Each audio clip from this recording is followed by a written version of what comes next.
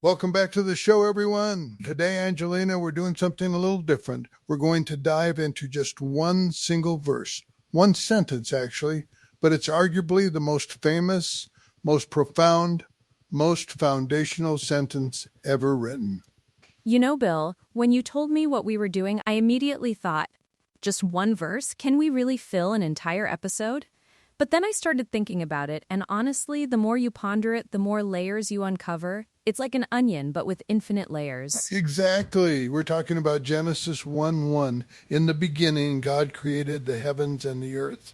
It's simple, direct, yet it explodes with meaning, doesn't it? It absolutely does. For many, it's the very bedrock of their worldview. It answers the fundamental questions of existence in just 7 words in English, or 10 depending on your translation. It's incredible. Yeah, and I think that's where we need to start. This isn't just a historical statement, it's a statement about reality itself. Before anything else, this is what happened. So, let's break it down. In the beginning. What does that even mean? Is it literally the first nanosecond of existence, or is it more of a conceptual beginning? That's a fantastic question, and it really sets the stage. When we think of beginning, we often think of a point in time. But what if time itself was part of what was created in that beginning? The implication here, I believe, is a radical one. There was a point before time, space, and matter as we know them. And then there was this beginning. So, it's not just the start of a story, but the start of storytelling itself. The start of all linear progression. It implies a before that we can't really grasp, because our minds are so wired to sequential thought. Precisely. It pulls back the curtain on the ultimate origin. It's not just a beginning, but the beginning, the point zero for all that exists. And it immediately establishes that the Creator exists outside of that beginning, outside of time itself. That's a mind bender right there, because if God created time, then God isn't subject to time. Which means eternal isn't just a really, really long time, but something fundamentally different from our concept of duration. Yeah, it's not just a quantitative difference, but a qualitative one. God isn't older than time, God is the source of time. That simple phrase, in the beginning, dismantles any notion of an eternal, self existent universe. It points to a transcendent cause. And it provides such a sense of security too, doesn't it? If the very fabric of existence, including time, came from an intentional source, then there's purpose embedded in everything. It's not just random. Which brings us to the next word, perhaps the most crucial, God. In Hebrew, it's Elohim. And what's fascinating about Elohim is that it's a plural noun, but it takes a singular verb here. God created, not gods created. Oh, that's interesting. So it's not just God in a simple singular sense, but there's a richness, a majesty implied by the plural form, even though the action is singular. Exactly. Many scholars interpret Elohim as a plural of majesty or intensity, indicating the supreme, powerful, and ultimate divine being. It conveys the idea of the fullness of divine power. It's not just a God, but the God of gods, the one true God who encompasses all power and authority. So it's like saying the grand poobah of creation instead of just a creator. It emphasizes the uniqueness and supremacy of this entity. That's a great way to put it. And for a culture that was constantly encountering polytheistic religions, this one word, Elohim, while having that plural form, firmly establishes monotheism and the unparalleled power of the one Creator. And the fact that it's just God, no explanation, no justification, no introduction, it's assumed. The existence of God is presented as a given, a self-evident truth that precedes everything else. That's super important, Angelina. It's not trying to prove God's existence, it's declaring it. It's like saying, of course you know who I'm talking about when I say God. It assumes an innate knowledge or revelation. It's bold, isn't it? Just puts it right out there, no apologies, no hedging, this is who did it, end of story. And what did this Elohim do? Created. The Hebrew word here is bara. And this is another crucial point because bara is almost exclusively used in the Bible for divine activity. Humans don't bara, God baras. So it's not like making a cake or building a house, it's a different kind of creation. Precisely. When a human makes something, we use existing materials. A potter makes a pot from clay. A builder builds a house from wood and stone. But bara implies creation ex nihilo, from nothing. It suggests bringing into existence something that had no prior material form. Wow, so God isn't just an architect rearranging pre-existing cosmic dust. God is the source of the dust itself. Exactly. And that's a huge distinction. It speaks to God's absolute sovereignty and power. God doesn't need raw materials. God creates the raw materials. It's a level of creative power that's utterly beyond our comprehension. It really takes away any limits, doesn't it? If God can create from nothing, then there are no limitations to God's power, God's imagination, God's capacity to bring things into being. It's infinite potential. And it really sets up the rest of the creation account in Genesis 1, where God then forms and fills that initial creation. But the very first act is this foundational bara, bringing all of it into being from non-being. So, it's not just a poetic way of describing an event, it's a specific theological term indicating a unique divine action. Absolutely. It's loaded with theological weight, defining the very nature of God as the ultimate source and originator of all reality. Okay, so in the beginning God created, what did he create? The heavens and the earth. This sounds like a comprehensive statement, doesn't it? It really does. This phrase, the heavens and the earth, is what we call a merism. It's a figure of speech where two contrasting parts are used to represent the whole. So the heavens and the earth encompasses everything, the entire cosmos, the universe, all of reality, both visible and invisible. So it's not just literally the sky and the ground, it's like saying everything from A to Z, or the highest star to the deepest ocean. It's the totality. Exactly. It includes the vastness of space, the galaxies, the stars, the planets, everything we see through telescopes. And it includes our own planet, the land, the seas, the atmosphere, all life forms. It's a total package.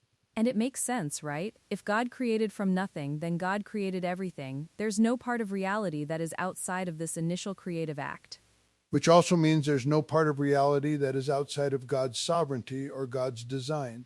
It's a universe with an intelligent, purposeful origin, from the largest cosmic structures down to the smallest subatomic particles.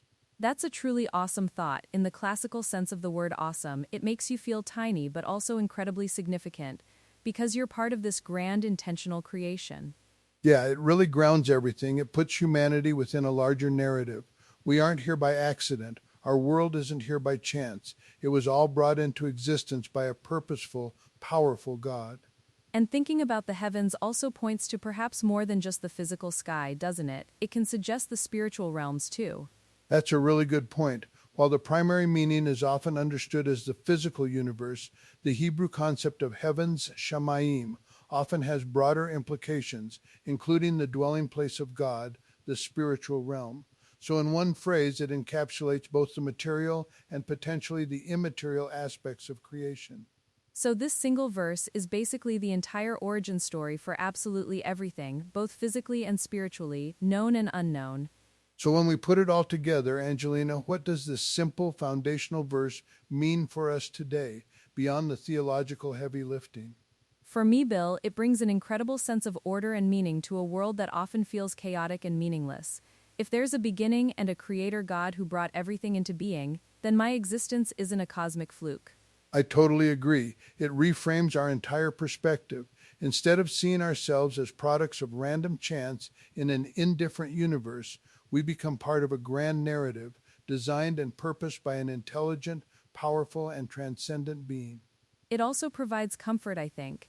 If God created everything from nothing and that same God cares enough to reveal this truth to us, then whatever challenges we face, they're not outside of God's capacity to handle or understand. Absolutely. It gives us a foundation for faith, for trust. If God is big enough to create the entire cosmos with a word, then God is big enough to handle my little life, my big problems, my deepest fears. It really puts things into perspective. And it inspires wonder, right? I mean, when you look up at the stars on a clear night, or you see the intricate beauty of a flower, or the complexity of the human body, knowing that it all stems from this single act of creation, this bara from Elohim, it's just awe-inspiring.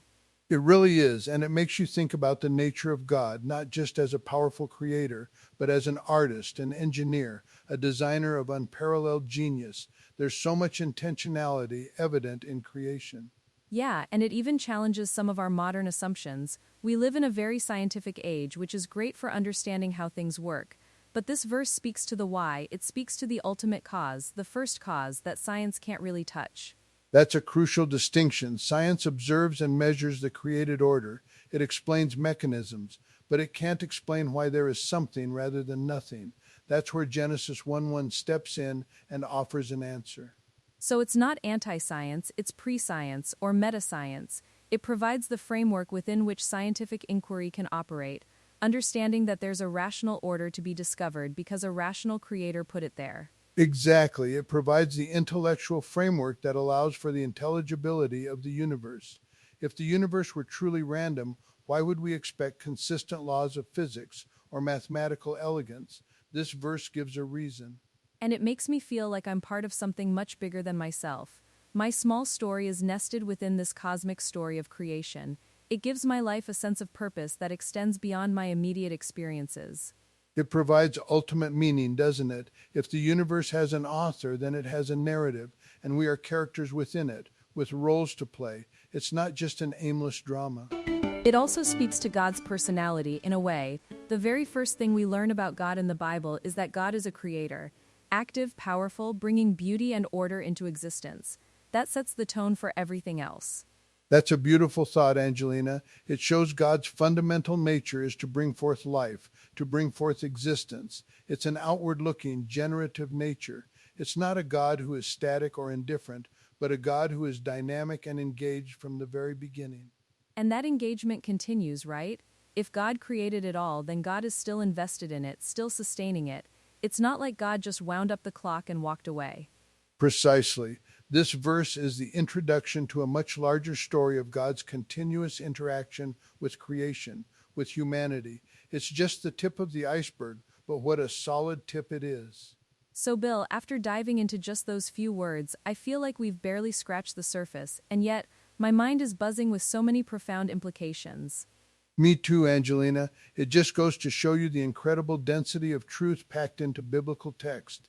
In the beginning, God created the heavens and the earth. It's a statement of ultimate reality, offering foundational answers to our deepest questions. It's the ultimate origin story, isn't it?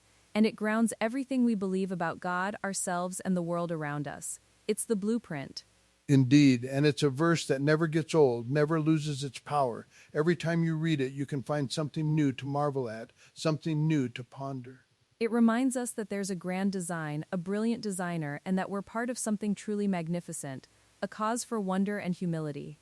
Absolutely. So next time you hear or read Genesis 1:1, I hope you pause for a moment and really let those words sink in. They are literally the beginning of everything. What a powerful thought to leave us with. Thank you for this deep dive, Bill. It's been incredibly enlightening.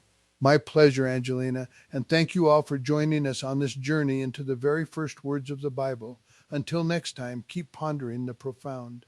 And remember, there's always more to discover. Take care, everyone.